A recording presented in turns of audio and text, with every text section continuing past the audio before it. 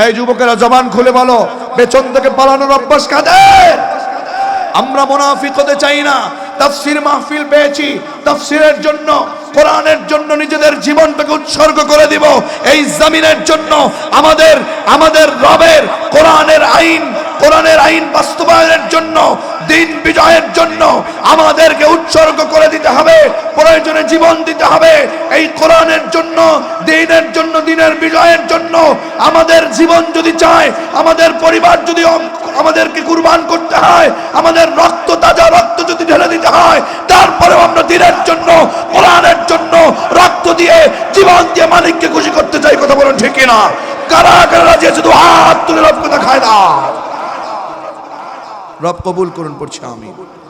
আমার ভাইরা, পেছন থেকে পালায় হচ্ছে মুনাফিকেরা। আমাকে বেশি না, মোটামুটি আর 25-30 মিনিট সময় দিবেন ইনশাআল্লাহ। অনেক রাত হয়ে গেছে আমার ঘড়িতে। আমি আলোচনা শুরুই করেছি 11:15টার দিকে, আর আধা ঘন্টার সময় দেওয়া যাবে তো ইনশাআল্লাহ? শেষ পর্যন্ত থাকবেন তো ইনশাআল্লাহ? আমি মূল কথা বলে বিদায় নেব ইনশাআল্লাহ। বলছিলাম, পেছন রাস্তা থেকে পালায় কারা? আমার কথা বিশ্বাস হবে? দরকার নেই, আপনি রবের কথা শুনুন। মালিক বলছেন, وَإِذَا قِيلَ لَهُمْ تَعَالَوْا إِلَى مَا أَنزَلَ اللَّهُ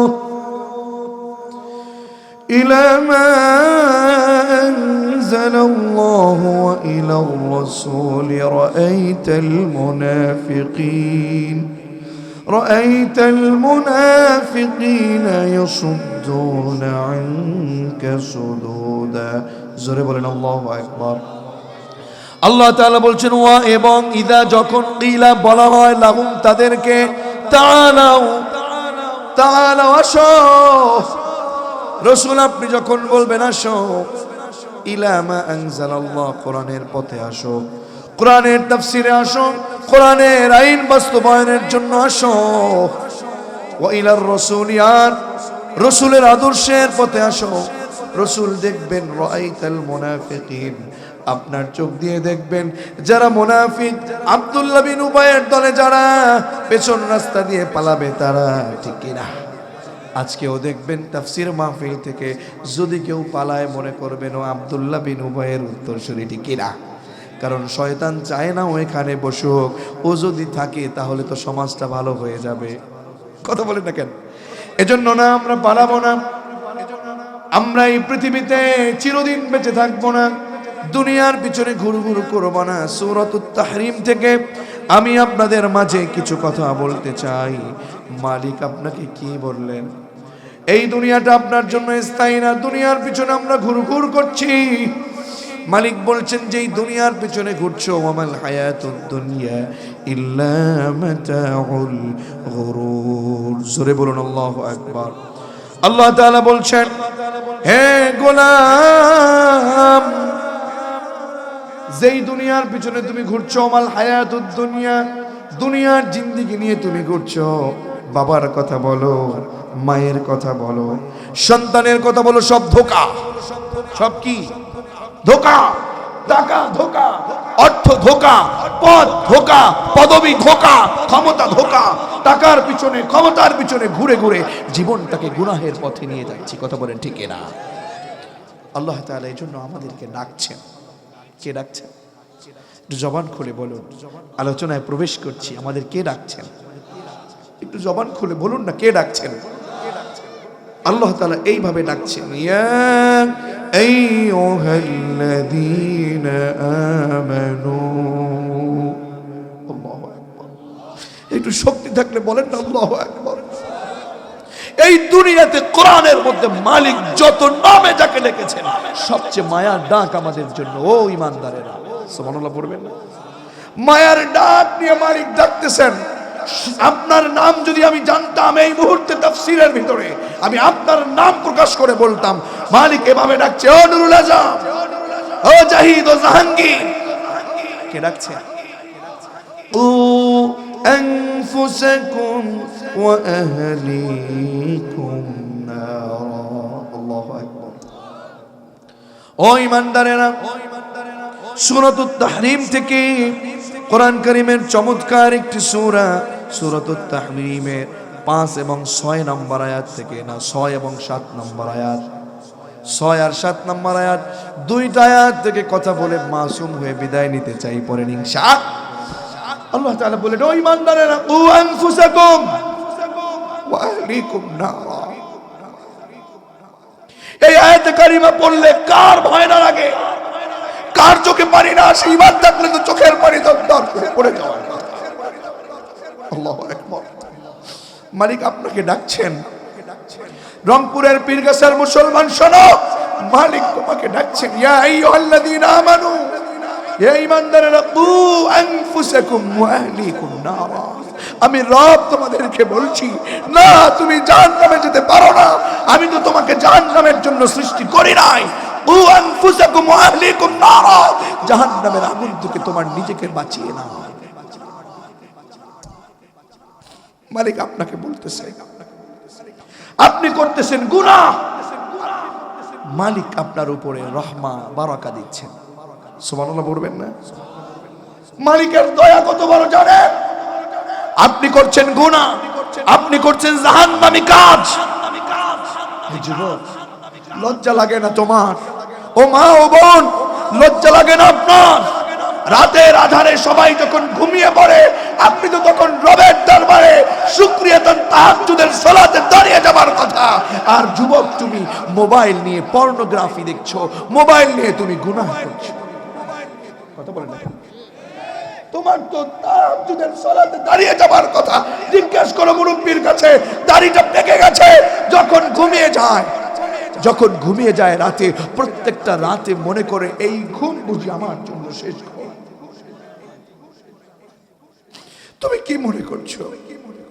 তোমার কাছে কি মালাকুল মউত আসবে না? তোমার কাছে কি মালাকুল মউত আসবে না? কে বেঁচেছে মৃত্যু থেকে? মৃত্যুর স্বাদ তো প্রত্যেককে গ্রহণ করা লাগবে, ঠিক কি না? কুল্লু নাফসিন যায়িকাতুল মাউত, যার প্রাণ আছে তাকে মৃত্যুর স্বাদ গ্রহণ করতেই। Everyone will take the taste of death. আল্লাহু আকবার। জবান খুলে বলেন না আল্লাহু আকবার।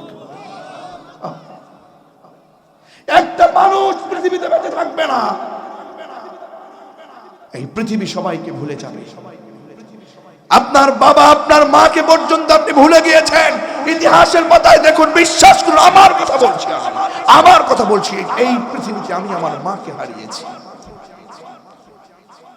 আজ থেকে প্রায় 25 বছর আগে মাকে হারিয়েছি। কয়দিন মনে করতেছি আমার মায়ের কথা? বলে না? কয়দিন আপনি আপনার বাবার কথা মনে করেছেন? কোন জমিনে আপনার জায়গা হবে? কোথায় আপনার কবর হবে আপনি জানেন না? কথা বলেন না কেন? আমার এলাকায়, বাংলাদেশের ইতিহাসে সবার ভালোবাসা নিয়ে প্রায় আমাদের এলাকায় নেতা ছিল, আপনারা মনে হয় চেনেন, সাবেক যোগাযোগ মন্ত্রী সৈয়দ আবুল হোসেন। চেনেন নাকি? নাম শুনছেন? আচ্ছা, চিনেন, যাক ভালো কথা। আমি তখন প্রোগ্রামে, তিনি যখন পৃথিবী থেকে বিদায় নিলেন, এই বাংলাদেশের যত ধনী আছে তার মধ্যে সে কিন্তু অন্যতম ছিল নাকি? নিজের জন্য কবরস্থান করে গেছে মাদারীপুরের বাড়িতে, দাসারে নিজের জন্য জায়গা করেছে, কবরস্থান করেছে। ভালো অবস্থা ছিল, কোনোভাবে এখানে কোনো ঝামেলা ছিল না, নিজের কবরটা ওখানে হবে। মৃত্যুবরণ করেছে, তার কবরটা সেখানে না হয়ে অন্য জায়গায় হয়েছে। আমি তখন ভাবলাম, এর তো কোনো সমস্যা নাই, অ্যাক্সিডেন্ট হয়েও মারা যায় নাই, পৃথিবী থেকে হসপিটালে বসে বিদায় নিয়েছেন, চাইলেই তো সেখানে আসতে পারতো। ইচ্ছে করেছে এক জায়গায় এসে কবরে যাবে, এরপরে সেখানে না গিয়ে এলাকার মানুষ চেয়েছে তাদের এলাকায় তার দাফন হোক, সেটা না হয়ে তার অন্য জায়গায় হয়ে গেছে। আমি সেদিন কেমন যেন ভাবলাম, ভালো অবস্থায় মরে যেও নিজের এলাকায় মানুষ চাওয়ার পরেও জায়গা পেল না, তথা জায়গা না করে অন্যত্রে কবরে অন্যত্রে তাকে দাফন করা হলো।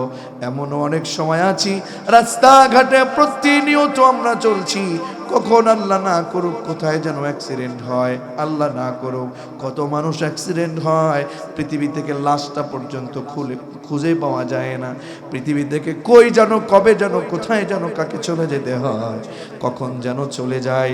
কেউ তো পৃথিবীর আপন না, নিজের জায়গাটা কোথায় হবে কেউ জানি না। কয়জন আমার মারা যাওয়ার পরে কাঁদবে, কেউ তো মনে রাখে না। আমি আমার মায়ের কথা কয়দিন মনে রেখেছি, আপনি আপনার বাবার কথা কয়দিন মনে রেখেছেন। মা বোনেদেরকে বলবো, মা ও বোন, কবে যেন আপনার থেকে আপনার মা চলে গেছে, আপনার বাবা চলে গেছে, কবে যে চলে গেল, হায় হায় কয়দিন হয়ে গেল, কয় বছর হয়ে গেল, কয়দিন মনে করেছেন। কেউ আপনার জন্য কাঁদবে না। কয়জন কাঁদবে? তুই মরিলে কান্দিবে কয়জন, ওরে মন তুই মরিলে কান্দিবে কয়জন, ঠিক না? একদিন, দুই দিন, 5 দিন, 1 সপ্তাহ কাটাকাটি করে হাসাহাসি ব্যস্ততা সব আবার তাদের কাছে ফিরে আসবে না, আপনাকে ভুলে যাবে। যেহেতু চলেই যাবেন, গুনাহ করা যাবে না, অপরাধ করা যাবে না, মালিককে খুশি করে জমিন থেকে বিদায় নেওয়ার দরকার আছে না নাই?